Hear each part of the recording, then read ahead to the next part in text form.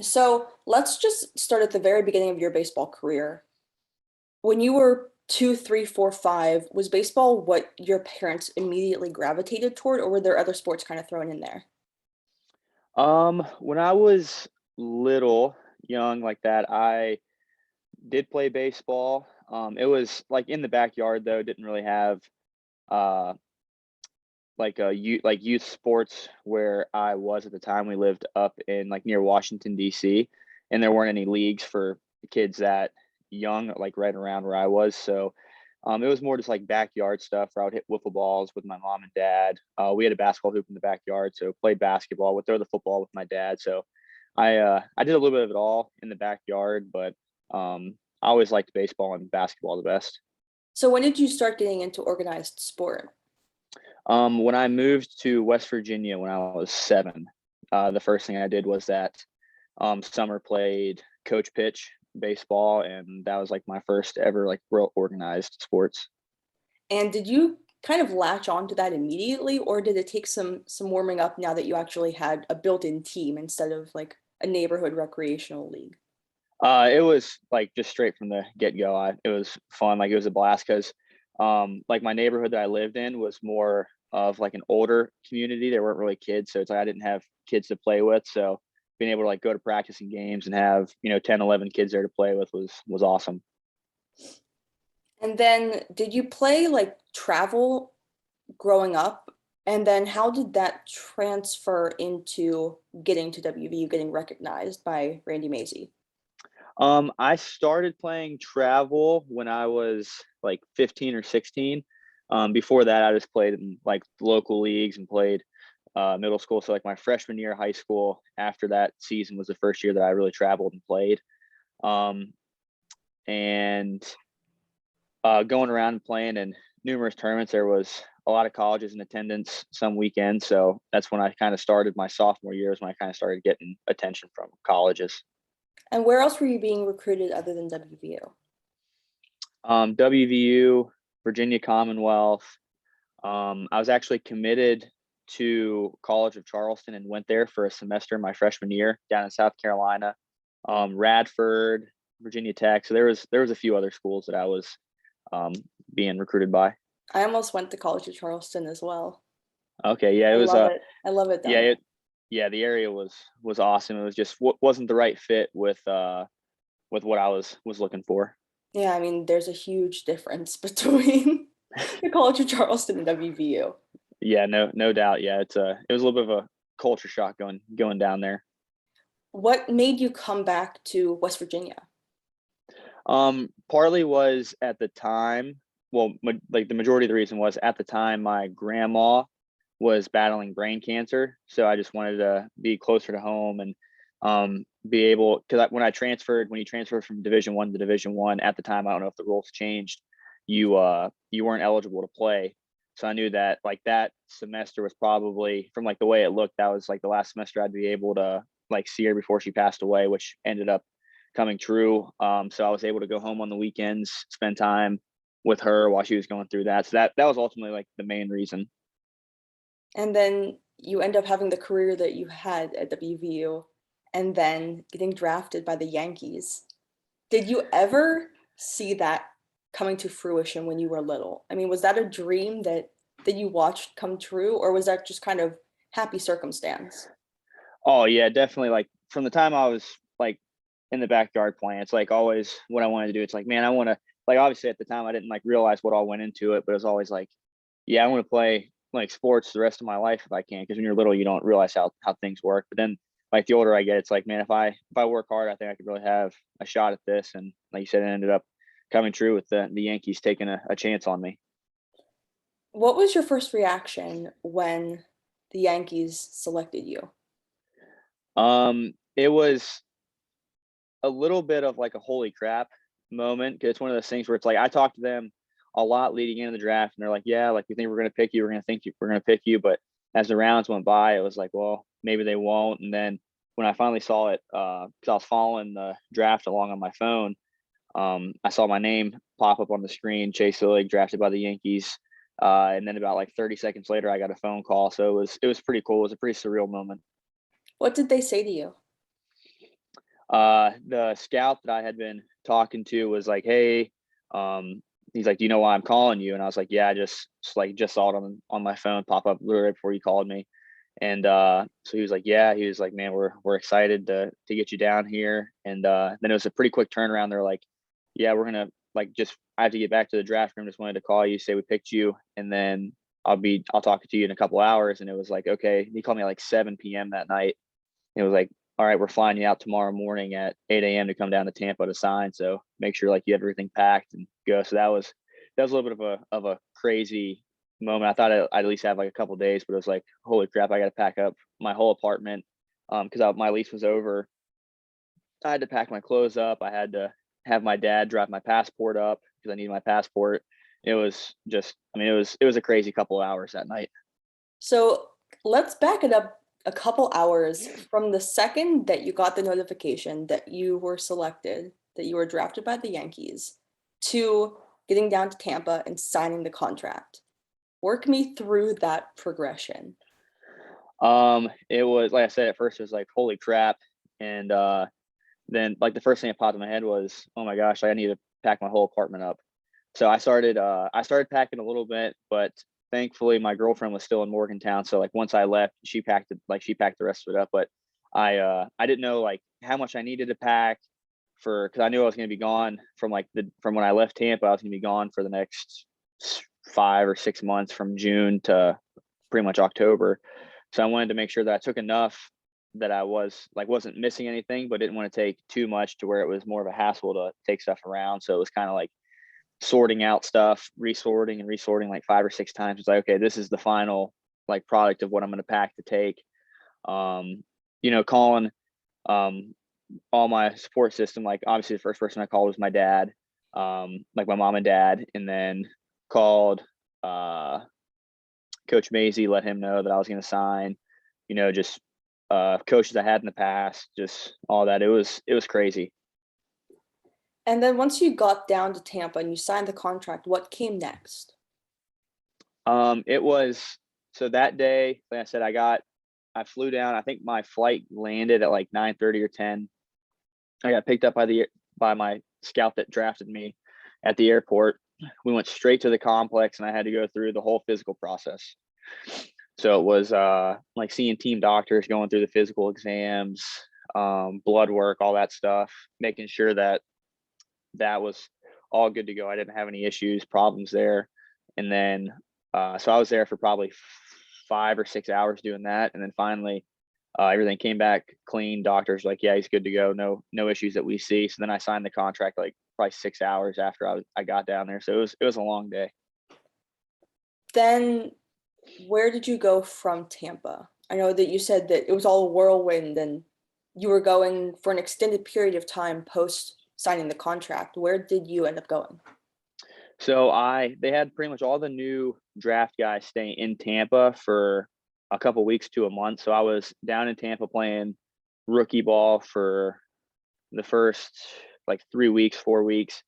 Then after that, I got the call from our manager down in the Gulf Coast League, and he said, "Hey, I have some good news and bad news. The bad news is I'm going to miss having you around. The good news is you're getting moved up to Staten Island, which was uh, like short season A. So that's where most of the guys in college, like at that time, started out their careers. It was either rookie ball or there. So that was like the higher end of where like first year's players would start. So I finished from like middle of July through the season up in Staten Island. Yeah, I remember when I was working with the Black Bears, the Staten Island Yankees would come in and like that was Yeah. short season single A. Yeah. Yeah. But like it was fun working for the Black Bears because you would see these guys get drafted and then they'd show up in Morgantown at Mon County Ballpark and you'd be like, welcome, welcome to Major League Baseball. Right. Yeah, for sure. And then let's talk about the whole housing experience because it's been quite a hot topic in the minor league system. Yeah. So I can't really speak on what other teams do, but I know that from 2019 to now, the Yankees have always taken really good care of us. Like in 2019, if you were in short season A or down, what they did was you had a roommate and you guys lived in a hotel and it was just $10 a day taken out of your paycheck. So it wasn't bad at all. Like, you can't find housing for cheaper than that unless you have, 10 guys living with you in a lot of the areas around New York. So that wasn't bad at all. Obviously in 2020 we had the Corona year, so you were away, but the Yankees were still paying us, so that helped out a tremendous amount. And then this past year, when I was in AA and AAA, they got us discounted hotels. So it was in AA, we had like an extended stay that you and your roommate had a full bedroom, full bathroom to yourself, and then shared a living room and kitchen. It was like $40 a night per person. So it was like super cheap, super affordable.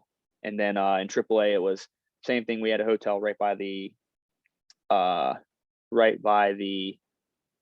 and it was like $50 a person if you had a roommate. So both were super affordable options that they helped a tremendous amount out with that. Let's talk about coronavirus and how that impacted your play. Yeah, it was definitely a challenge. Being away, kind of not having the hands-on coaching with guys. The Yankees did a really good job with trying to communicate with us remotely and set a plan up for us to try to execute. But kind of like, no matter how much like work you put in and how much work they put on their end, is just not the same as being face to face with someone to be able to get that instruction. But it was definitely a challenge. But like I said, they did like everything that they could in their power, because Major League Baseball had a lot of like rules set in place where they couldn't bring guys down to work with them. So it was like you had to be remote. But they did a really good job of kind of putting a plan in place for us to execute. And then how many of your teammates have been moved up to the major leagues? So from my draft class, none. But there was a couple guys that I played with this year in AA, and a lot of the guys in AAA, but that made their big league debuts this year. A lot of guys, it was really cool. In AA, guys like halfway through the year getting traded, and then it was like 2 weeks later with the respective teams that they went to were in the big leagues making their debut. That was really cool to see, to be like, man, I saw that guy coming in every day, putting work in, and then now like he's getting to show up every day and playing the big leagues on TV in front of 50,000 people. Do you agree that being a catcher is the easiest way to get to the majors? Because that seems Yes, to be a common thought process. yes and no. Everyone's like case is different, and it's like a team to team basis. It's one of those things where it's like, if you have a no doubt Hall of Famer playing in the big leagues for your team, you have a lot harder chance compared to a guy that's, struggling, or if teams have a bunch of injuries and they need guys quick. So with all the positions like that, it's a lot of skill, but it also like equally, if not more, luck on your end, where it's like you fit the team's needs right at that time. And then how do you think that the mentality of being a catcher plays into success? It's one of those things where it's like you're the only position on the field where everyone's facing towards you. So it's like all eyes are on you at all times. So no matter like how you feel that day, you have to show up with like the same attitude, same work ethic, and be able to help lead the pitching staff into having success. Because it's like, as soon as you have a day where it's like, if you don't bring the energy, or like, man, I'm just not feeling it today, and you're a little on the lazy side, everyone notices that. And then that's like everyone starts feeding off that. So it's like, however you act is how the team's gonna act.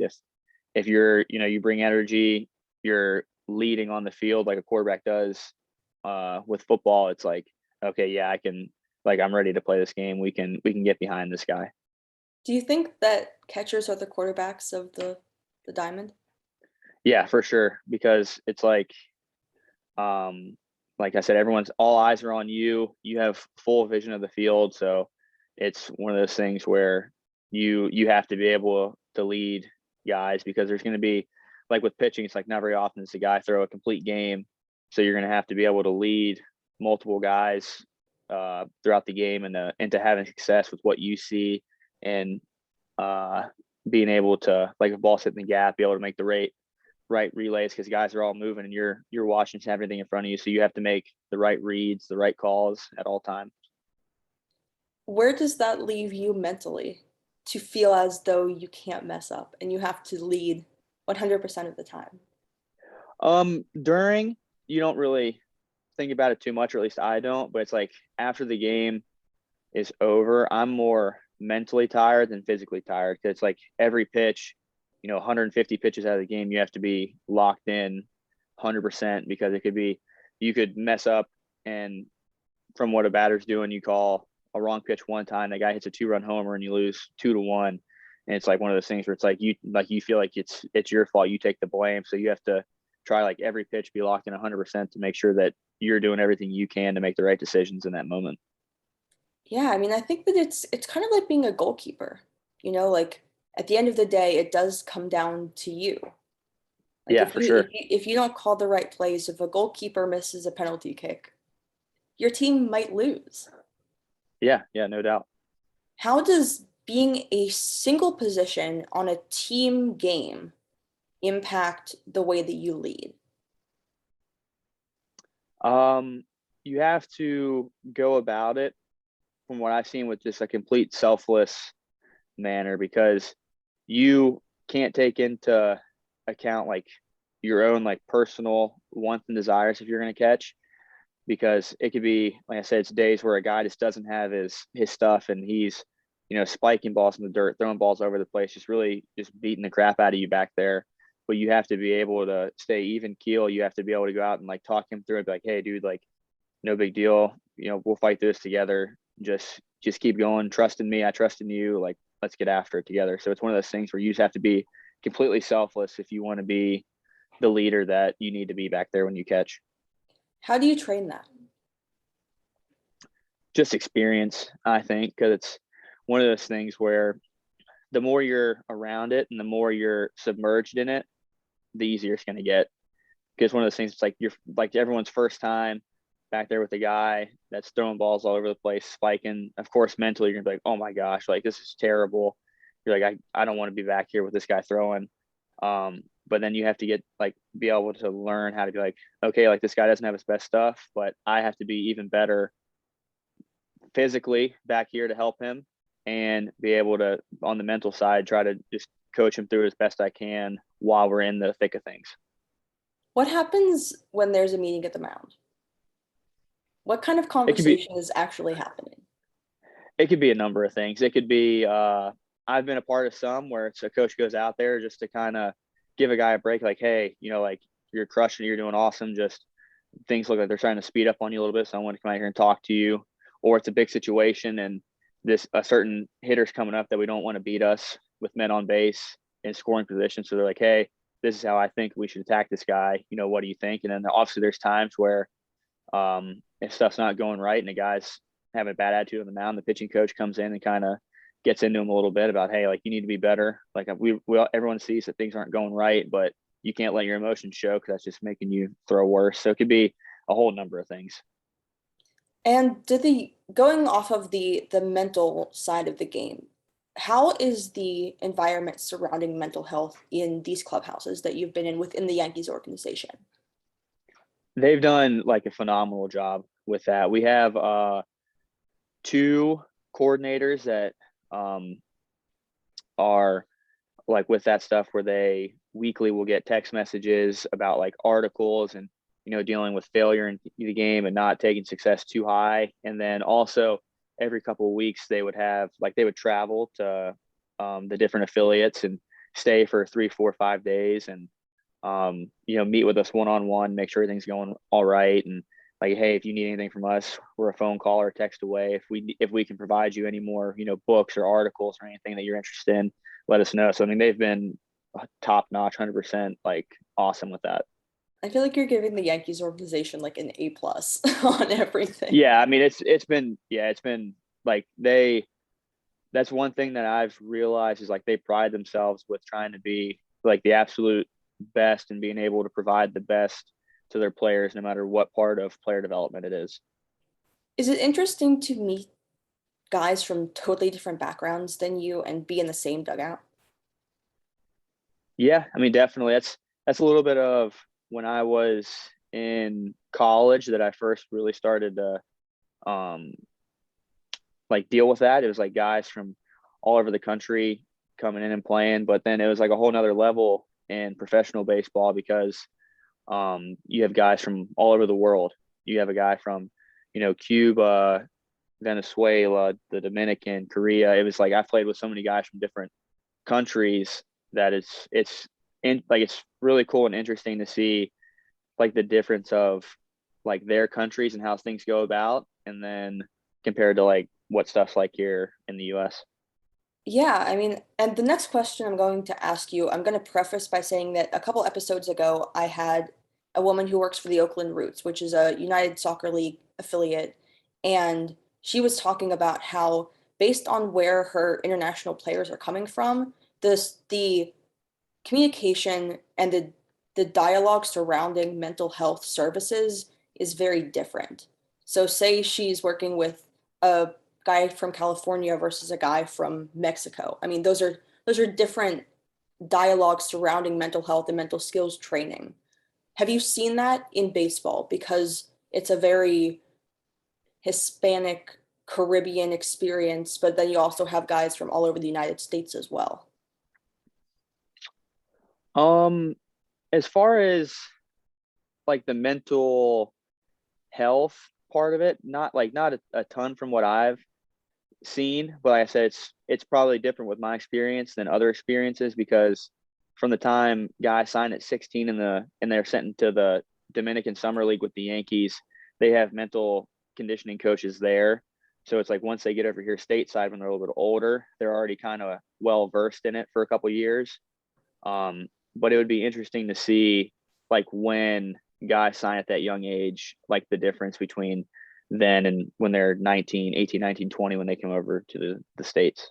When was your first experience with someone who was specifically in charge of dealing with player mental health? Was it at WVU or was it earlier? Was it later? It was my senior year of high school when I was at the IMG Academy in Bradenton, Florida. We had Justin Sua, who I believe he's still with the Red Sox, I love but that. he was um my like the baseball team's mental conditioning guy that year, and he was awesome. Just being able to really like pick his brain and learn from him from the start, I think really helped. And is that something that I know that you and JT are like BFFs. Yeah. Is that something that you talk to your teammates about? I mean, the mental skills environment, like thought process? Not directly, but that's one of those things where it's like I would try to like make it a point to go around to everybody in the clubhouse, whether it's right when I got to the facility or just anytime before game time to kind of just make sure I got with everybody and talk to them like, hey, like how are things going today? Like how are you feeling? And especially if I see a guy that's like he looks like he's kind of dragging or doesn't seem like he's his normal self, like he's normally like a happy-go-lucky guy and he's more like quiet, pull him aside like, hey, dude, like, are your eyes or anything like I can do to help you out with, like, if you need just someone to voice something to, like, I'm here for you type thing. So it's like I wouldn't directly come out and say it because I know if like some guys might be a little standoffish if you bring up because like it might not seem masculine if you're like, hey, dude, like I'm here for your mental health type deal. Where instead you're like it just being able to be like, hey, if there's anything going on, just like feel free to talk to me. I'm an open voice or open ears for you to voice anything you need. I think it's interesting, and I'm going to kind of latch on to this that you described it as masculine. Right. Is that a consensus throughout the clubhouses that you've been in, or was that just an adjective that you chose right now? Um, I would say not like it's not a voiced like opinion, but I feel like just with social media and stuff, it's people always feel like if you're a guy, like you have to be mentally tough and you can't let stuff get to you. But matter of fact is like that's just not gonna happen. Like everyone has a point where it's like something slips through the cracks, no matter if you're male or female, that's like, man, this is starting to really weigh heavy on my conscience, heavy on my brain. I need someone to talk to about it. How do you think that sport participation changes the ability to articulate those feelings? Um, I would say in most cases it makes it kind of tougher because a lot of teams that are in the amateur ranks don't have mental skills or mental strength coach or mental conditioning coaches or anyone really that guys can voice their opinions to. So it's one of those things where it's like if you don't personally go seek out people, then it's just not going to be something for you. Because it might be, I see it might be something that coaches let slip through the cracks because it's just the last thing on your mind because you're worried about putting guys in position to perform on the field, and the last thing that you're kind of thinking about is the mental side because the physical side's what's just focused on because that's the product you see on the field. How do you think that that changes when you have a dugout of potentially 17, 18-year-olds mixed with 22, 23-year-olds? Because that's a very impressionable age to be all together. Yeah, for sure.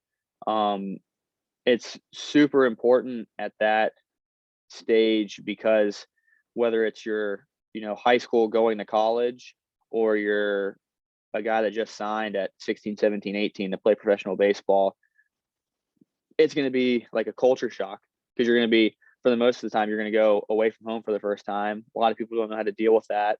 Um, so it's just like people get homesick. They don't like, man, I don't want to do this. I want to go back home. So it's a lot of change, and that can be really tough and can wear on people from what I've seen.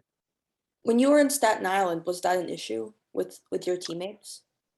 Not for a majority of the guys, but there were a couple guys that had been playing for a couple years, and they have their significant other back home, whether it was their girlfriend or wife, and it's like, man, like I haven't seen her, and like we haven't been able to be together in 2-3 months. It stinks type deal. So that's more of what I've seen is like not the play going good or bad that wears on them. It's just like being away from their loved ones for an extended period of time. Because, like in Double A and Triple A, we had some guys that had kids at home, and it was like I know one of the conversations one day was during spring training when my wife and son were in town, we were teaching him how to. We were trying like just starting potty training him. And then, I haven't seen him for a couple months. He comes back and he needs to go to the bathroom. I go in there with him. And he's like, no, dad, like I can do it myself now. So he's like, just be like having to miss that stuff is like harder than anything that some guys deal with on the field. Wow. I mean, that's so interesting. Okay, so let's also talk about the October ruling that requires teams to house minor leaguers, because that was a very polarizing topic and something that was underserved and well needed. How do you Yeah, think for that sure. that ruling changes the future of the game? I think initially, like everyone's like, man, that's awesome. But I think what it's going to end up being, I was talking to someone about this the other day, was how they just cut out a quarter of minor league baseball so they could pay guys more. Well, now teams are going to have to are obligated to pay more money per player. So I think it's going to end up maybe not immediately, but down the road a couple years, it's going to end up like another like player like cuts where they cut the draft to 10 rounds instead of 20. They cut teams to where you have 3 minor league teams instead of 5 now, where some teams had 8 2 years ago, guys have 5 now. And then I think that's initially like like down the road, that's what's going to happen where it's like another cut where just not as many guys are getting the opportunity to be able to play. Wow. Can you talk about how a system like the Yankees impacts all of its minor league affiliates? I mean, how much conversation do you have with the other affiliates in your farm system?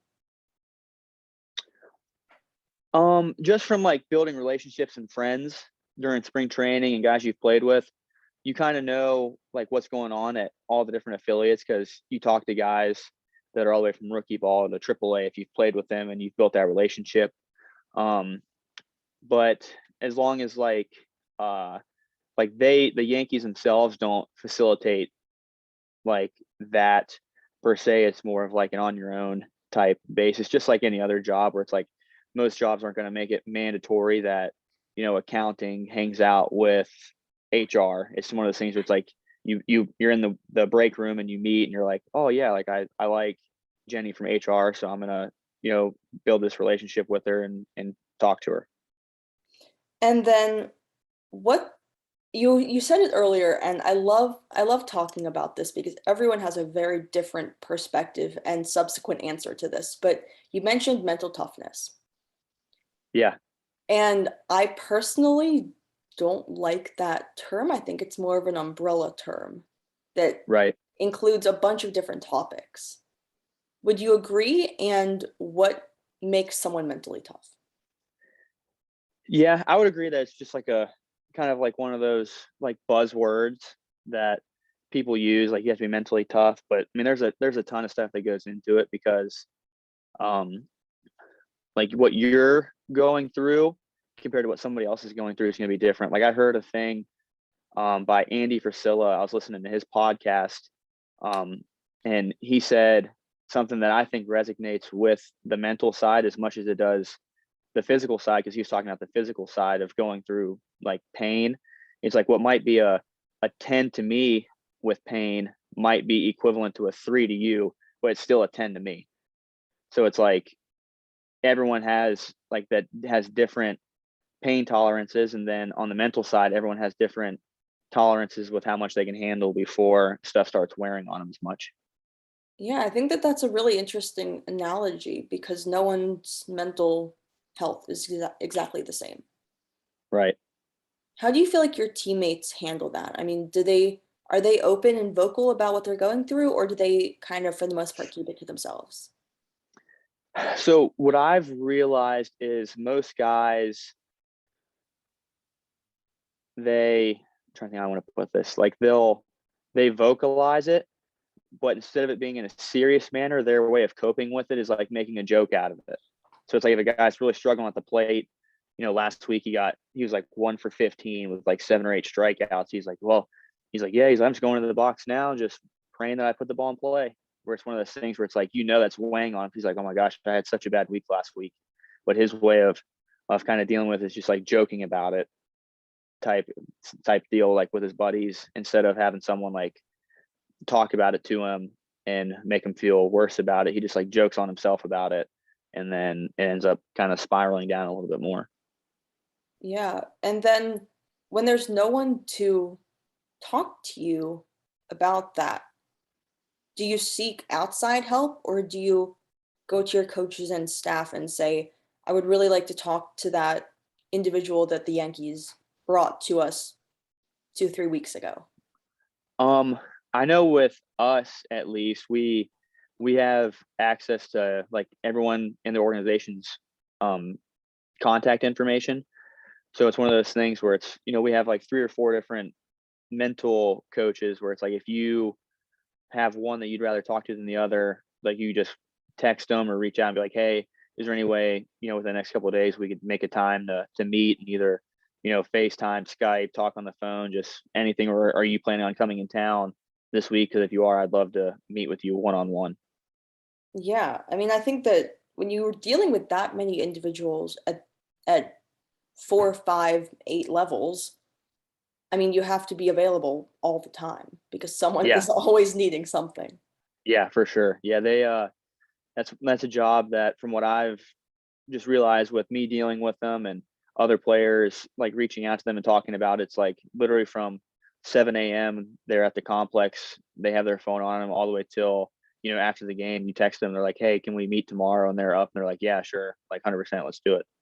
How important is that open stream of communication to dealing head on with things that may occur?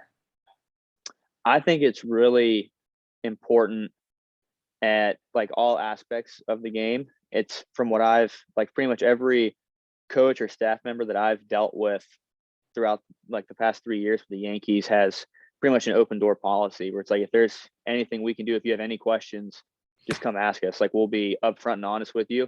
It might not be what you want to hear, but it's going to be the honest truth. So that's one thing that I've really respected throughout the time is like try to hide anything. They're completely upfront with you and answer any questions you have. And then how is the rehab situation in minor league baseball? I mean, say you get injured, what is the return? I mean, do you go down to single A for a week, or do you stay in your double A affiliate? It differs depending on the severity of the injury.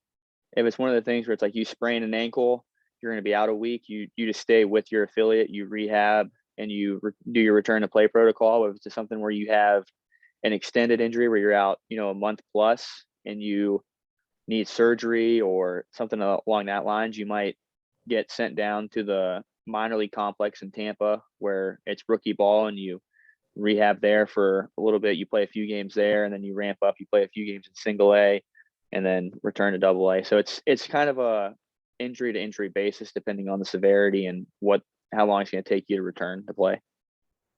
And then is there anything else that you wanted to talk about?